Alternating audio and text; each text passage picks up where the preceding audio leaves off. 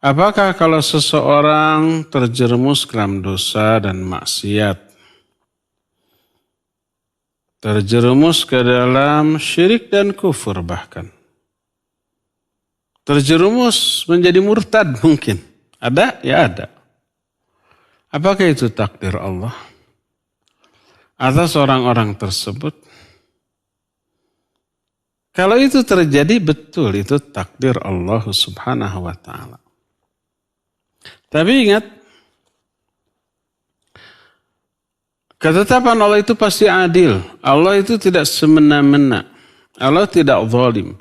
Tanpa alasan, tanpa apa, orang itu disesatkan. Orang itu dikufurkan. Orang itu dijerumuskan ke dalam perbuatan syirik. Enggak seperti itu. Pasti ada sebab yang bisa dipertanggungjawabkan. Bila itu digugat. Inna rabbaka huwa a'lamu biman dhalla an sabilih wa huwa a'lamu bil muhtadin. Sesungguhnya Allah lebih mengetahui siapa orang-orang yang layak disesatkan dan siapa orang-orang yang layak untuk diberi hidayah. Allah yang lebih tahu. Nah, makanya yang memberi hidayah Allah, yang menyesatkan Allah. Allah berfirman, "May yahdihillah fala mudhillalah wa may yudlil fala hadiyalah." Kata Allah, siapa yang diberi hidayah oleh Allah, diberi hidayah. Tak ada seorang pun yang bisa menyesatkannya. Wa may yudlil, dan siapa yang disesatkan oleh Allah. Disesatkannya oleh Allah. Kenapa dia disesatkan oleh Allah? Fala hadiyalah. Tak ada seorang pun yang bisa memberikan hidayah kepadanya. Jadi orang itu sesat karena disesatkan oleh Allah. Orang itu beriman karena dibuat beriman oleh Allah. Orang itu terjerumus dalam dosa, maksiat, bid'ah, kufur, syirik karena Allah yang mengaturnya. Kenapa? Karena keadilan Allah Azza wa Jalla. Pasti ada rentetan sebab sebelumnya. Disesatkannya orang itu sehingga terjerumus ke dalam dosa dan maksiat sebagai hukuman bagi orang itu atas kesalahan dia sebelumnya. Kesalahan dosa yang dilakukan oleh seseorang dibalas oleh Allah dengan cara dicabut hidayah dari dirinya, dimunculkan keinginan untuk apa? Untuk berbuat dosa dan maksiat, akhirnya terjerumus dalam dosa dan maksiat. Al-jaza'u min jinsil amal. Balasan itu disesuaikan dengan jenis amalan. Amalan buruk dibalas dengan keburukan. Amalan baik dibalas dengan kebaikan. Makanya berkata para ulama salafus saleh yang dinukil oleh Imam Ibn Rajab, alhamdulillah, kitab Lataiful Ma'arif. Qala ba'du salaf, man amila hasanah, thumma atbaha bihasanah, fadhalika alamatu qabul hasanatil ula. Lianna Allah idha taqabbala amal abdin, waffaqahu lil a'malis salihah ba'daha. Kata para ulama salafus salih, siapa orang yang melakukan satu kebaikan,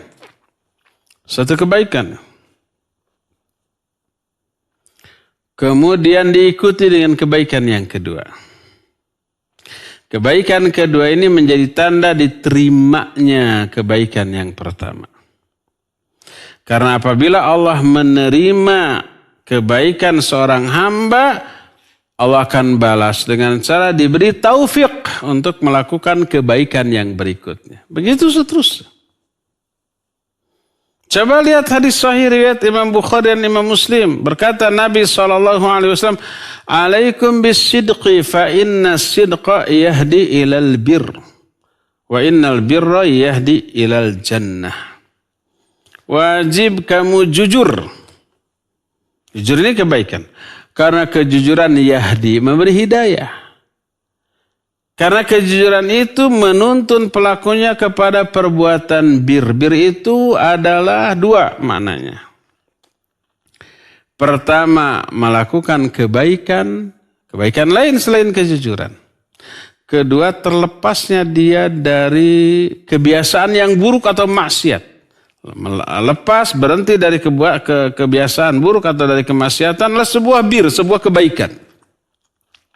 Lihat, karena jujur Allah berikan hidayah untuk berbuat kebaikan yang lainnya.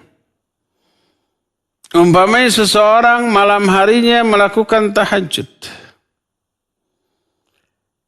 Setelah beres tahajud pergi ke masjid, sholat subuh, kemudian setelah sholat subuh ada muncul keinginan ingin baca Al-Quran, ingin zikir pagi dan petang. Siangnya ingin saum. Semua keinginan itu Allah yang kasih sebagai balasan atas tahajudnya yang tadi diterima.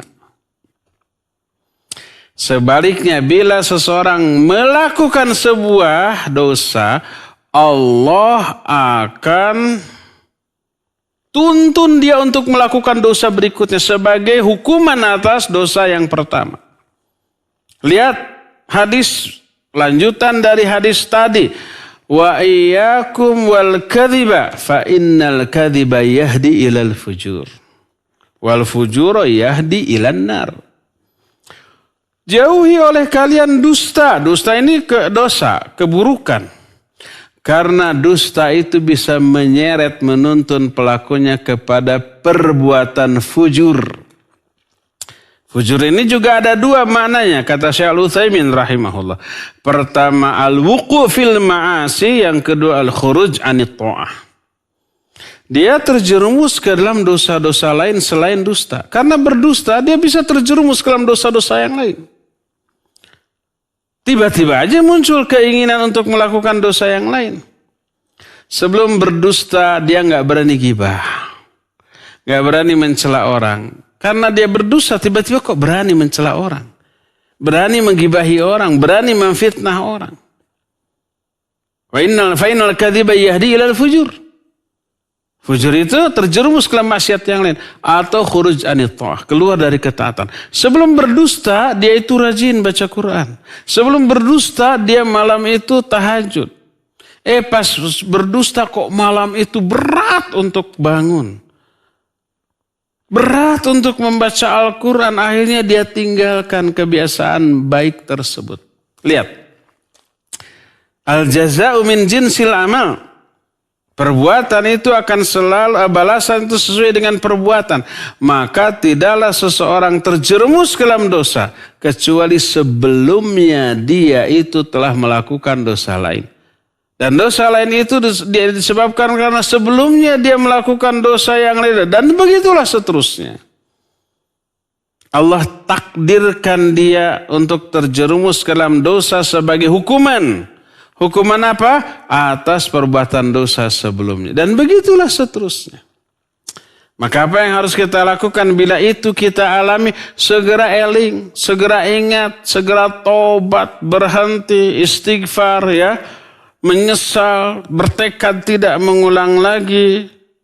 Kemudian banyak melakukan kebaikan, infak dan sedekah. Pilih kawan bergaul yang baik, tinggalkan kawan bergaul yang buruk. Ini ikhtiar kita. Maka siapa orang yang berikhtiar seperti itu, Allah akan mudahkan bagi dia untuk memperbaiki diri, mengarah ke arah yang diridhai oleh Allah Azza wa Jalla. Walladzina jahadu fina lanahdiyannahum subulana. Dan orang-orang yang berusaha sungguh-sungguh di jalan kami akan tunjukkan jalan-jalan kami kepada mereka. Akan kami permudah untuk melakukan dan meraih kebaikan yang dia inginkan. Ya, itu takdir Allah dan Allah tidaklah mentakdirkan sesuatu kecuali karena sifat adilnya dan tidak merupakan kezaliman atas hamba-hambanya. Wallahu a'lam bishawab.